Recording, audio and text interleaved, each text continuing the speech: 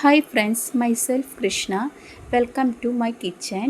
ഇന്ന് ഒട്ടുമിക്ക മലയാളികളുടെ ഫേവറേറ്റ് ആയിട്ട് ഒരു കറിയാണ് ഞാനിവിടെ ഉണ്ടാക്കാൻ പോകുന്നത്. ചക്കക്കുരു മുരിങ്ങക്കായും. അതിലേക്ക് ഞാൻ ഫസ്റ്റ് എടുത്തിട്ടുള്ള ഒരു 1.5 ഗ്ലാസ് പരിപ്പാണ്. അത് ഇത്തിരി നേരം കുതിർത്തി വെച്ചിട്ടുള്ള പരിപ്പാണ്. അതിലേക്ക് കുറച്ച് ചക്കക്കുരു, ഒരു 10-20 ചക്കക്കുരു ഇത് രണ്ടായിട്ട് കീറിയിട്ടാണ് ഇട്ടിട്ടുള്ളത്. അതിലേക്ക് കുറച്ച് ഉപ്പും കുറച്ച് കറിവേപ്പിലയും കൂടിയിട്ട് ഞാനിപ്പോൾ കുക്കറിൽ വേവിക്കാൻ വെച്ചിട്ടുണ്ട്. ഒരു 3 വിസിൽ അടിച്ച് കഴിയുമ്പോൾ നമുക്കതിൻ്റെ വിസിലൊക്കെ പോയി കഴിയുമ്പോൾ തുറന്നിട്ട് അതിലേക്ക് ആവശ്യത്തിനുള്ള നമുക്ക് എന്ത് ചെയ്യാം, മുരിങ്ങക്കായ ആഡ് ചെയ്യാം. മുരിങ്ങക്കായക്ക് വേവ് വളരെ കുറവാണ്, ചക്കക്കുരുവിനെ കമ്പയർ ചെയ്യുമ്പോൾ വളരെ വേവ് കുറവാണ് വേണ്ടത്. അപ്പോൾ ഒരിക്കലും കുക്കറിലിട്ടിട്ട് മുരിങ്ങക്കായ അടിക്കരുത്, അപ്പോൾ നന്നായി വെന്തുടഞ്ഞ് പോവും. അപ്പോൾ ഇതിപ്പോൾ ആഡ് ചെയ്ത് കഴിഞ്ഞതിന് ശേഷം മുരിങ്ങക്കായ ആഡ് ചെയ്ത് കഴിഞ്ഞ് ഒരു 3/4 വേവൊക്കെ ആയി കഴിയുന്ന സമയത്ത് നമുക്ക് ഇതിലേക്ക് ആവശ്യത്തിനുള്ള മസാല എന്ന് പറയുന്നത് ഞാനിവിടെ എടുക്കുന്നത് മുളകും പൊടിയും മഞ്ഞൾപ്പൊടിയും മാത്രമാണ്.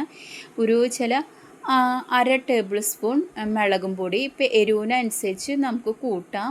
പിന്നെ ഒരു ടീസ്പൂൺ മഞ്ഞൾപ്പൊടി എടുക്കുന്നുണ്ട് ഞാൻ. ഇവിടെ മഞ്ഞൾപ്പൊടി താല്പര്യം കുറവാണെങ്കിൽ അതും നിങ്ങൾക്ക് കുറച്ചും കൂട്ടിയെടുക്കാം. ഇപ്പോൾ മഞ്ഞൾപ്പൊടിയും മുളകും പൊടി ആഡ് ചെയ്തതിന് ശേഷം അതിൻ്റെ ഒരു പച്ചമണം മാറണ വരെ കറികൾ മഞ്ഞൾപ്പൊടി മുളകും പൊടി ആഡ് ചെയ്ത് കഴിഞ്ഞ് കറിയിലേക്ക് ആഡ് ചെയ്ത് ഇളക്കാൻ പാടില്ല. അത് തള വന്ന് അതിൻ്റെ പച്ചമണം മാറുമ്പോൾ മാത്രമാണ് കറി ഇളക്കാൻ പാടുള്ളൂ. ഇതിൻ്റെ പച്ചമണം മാറി വരുന്ന സമയത്ത് ഞാനിവിടെ ഒരു വളരെ ചെറിയ നെല്ലിക്ക വലുപ്പത്തിലുള്ളൊരു സാമ്പാർ പുളി ഞാൻ വെള്ളത്തിലിട്ട് വെച്ചിട്ടുണ്ടായിരുന്നു. അത് കുതിർന്ന് വന്ന് അത് ഇതിലേക്ക് പിഴിഞ്ഞ് വയ്ക്കുന്നുണ്ട്. ഇപ്പോൾ സാമ്പാർ പുളി താല്പര്യമില്ലാത്തവരാണെങ്കിൽ നമുക്കൊരു 1/2 മാങ്ങയൊക്കെ ഇതിലേക്ക് ഇട്ടാൽ മതി. ചില നല്ല പുളിയുള്ള മാങ്ങയൊക്കെ ആണെങ്കിൽ ഒരു 1/2 മാങ്ങട്ടെ, അല്ലെങ്കിൽ ഒരു മാങ്ങയൊക്കെ ഇടേണ്ടി വരും.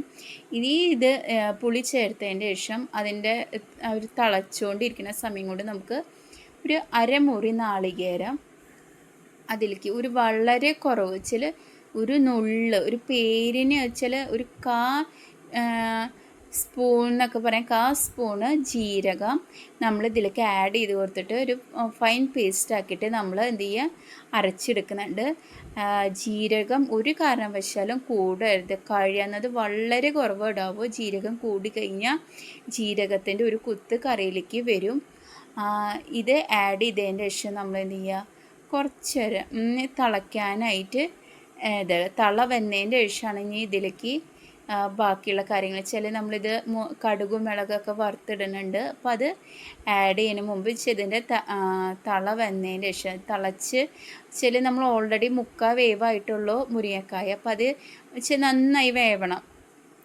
ഇതിൻ്റെ മുഴുവൻ വേവായതിൻ്റെ ശേഷം 1/4 ഭാഗം വേവും കൂടി കഴിഞ്ഞതിൻ്റെ ശേഷം നമുക്ക് ഇതിലേക്ക് ആവശ്യത്തിന് ഒരു ടീസ്പൂൺ ഒരു നുള്ളും കൂടിയും കടുക് എടുത്തിട്ട് പൊട്ടിക്കാനായിട്ട് ഇടുന്നുണ്ട്. അത് വരുന്ന സമയത്ത് ഇതിലേക്ക് വറ്റൽമുളകും കറിവേപ്പിലൊക്കെ ആഡ് ചെയ്ത് മുളകിൻ്റെ കളർ റെഡ് കളർ ചേഞ്ച് ചെയ്യണം വരെ നമ്മൾ എന്ത് ചെയ്യുക, അതൊന്ന് വെളിച്ചെണ്ണയിൽ ഇട്ടിട്ട് നമ്മൾ റോസ്റ്റ് ചെയ്തെടുക്കുന്നുണ്ട്. അത് എന്ത് ചെയ്യുക, നമുക്ക് കറിയിലേക്ക് ഒഴിച്ചു കൊടുത്തു കഴിഞ്ഞാൽ നമ്മുടെ കറി ആയി കഴിഞ്ഞു.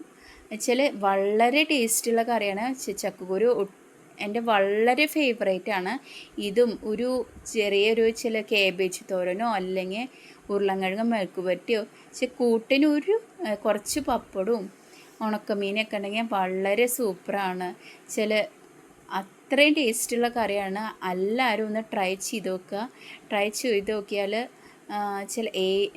എല്ലാവർക്കും ഇഷ്ടപ്പെടും. എല്ലാവരും കമൻറ്റ് ബോക്സിൽ അഭിപ്രായം അറിയിക്കുക. ഉണ്ടാക്കി നോക്കിയതിൻ്റെ ശേഷം ഇതുവരെ ഉണ്ടാക്കി നോക്കാത്തവരാണെങ്കിൽ പിന്നെ നിങ്ങളുടെ അഭിപ്രായങ്ങളും കാര്യങ്ങളൊക്കെ എന്നായിട്ട് ഷെയർ ചെയ്യാം. എന്തെങ്കിലും കുറവുണ്ടെങ്കിൽ ഇതിലെന്തെങ്കിലും നിങ്ങൾക്ക് അതും ഷെയർ ചെയ്യാം. എല്ലാവരും ദയവ് ചെയ്ത് എൻ്റെ ചാനൽ ലൈക്ക് ചെയ്യണം, അതേപോലെ സബ്സ്ക്രൈബ് ചെയ്യണം. എല്ലാവരും ഒന്ന് ട്രൈ ചെയ്ത് നോക്കുക. അപ്പോൾ ശരി ഫ്രണ്ട്സ്, നമുക്ക് അടുത്ത വീഡിയോയിൽ കാണുന്നവരെ ബൈ.